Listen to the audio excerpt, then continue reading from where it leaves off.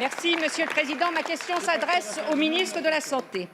Après le manque criant de masques de protection qui a poussé le gouvernement à remettre en cause leur efficacité, après les lacunes du traçage des cas contacts, après l'échec de la stratégie de dépistage et la trop lente montée en puissance de la capacité de test PCR, après le décollage poussif de la campagne de vaccination, après les listes d'attente des personnes de plus de 75 ans en demande de se faire vacciner, liste qui ne cesse de s'allonger, voici le nouvel épisode de la saga des défauts d'anticipation du gouvernement, la pénurie de kits de séquençage du génome du virus SARS-CoV-2. Les centres nationaux de référence chargés de ce séquençage sont effectivement confrontés à des problèmes d'approvisionnement en matériel et en réactifs chimiques. Le séquençage est pourtant vital en ce qu'il permet de suivre la circulation des variants du virus.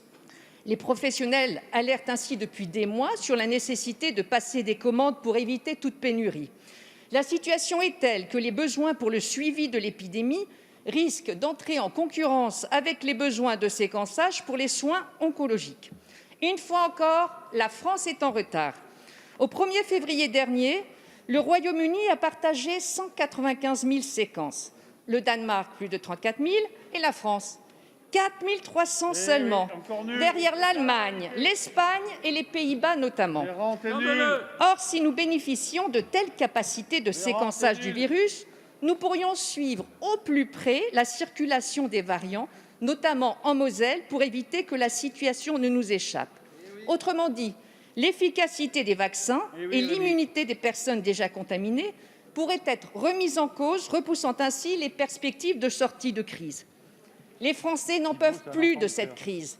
Alors, Monsieur le ministre, le gouvernement va-t-il enfin déployer les efforts qui s'imposent pour être en mesure de traquer la circulation des variants dans notre pays?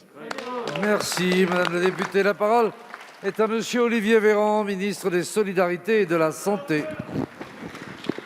Madame la députée Antoine, permettez-moi d'utiliser ma réponse pour corriger un certain nombre de choses, parce que vos chiffres sont faux, Madame la députée, et je crois que c'est important de rétablir les choses.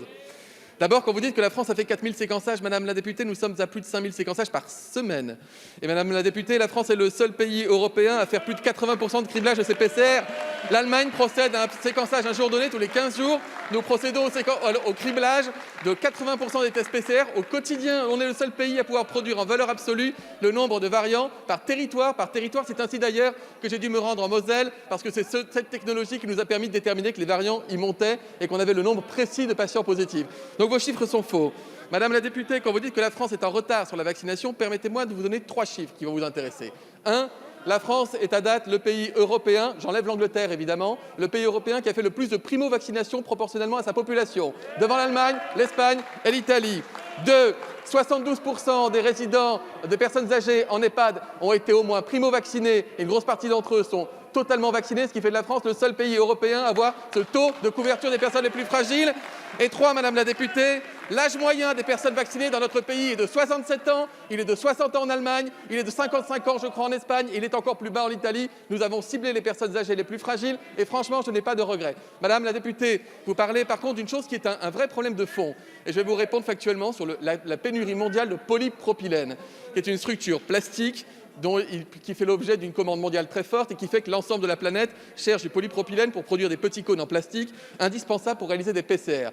Nous avons 2 semaines de stock dans le secteur public, 2 mois de stock dans le secteur privé. La Direction générale de l'économie, la DGE, est mobilisée depuis des semaines, Madame la députée, pour produire en impression 3D, lancer les entreprises françaises, faire des commandes à l'étranger de ces précieux cônes dont nous avons effectivement besoin, avec un usage raisonné des cônes en biologie par ailleurs pour maintenir nos capacités de séquençage. C'est un défi collectif et nous le réussirons.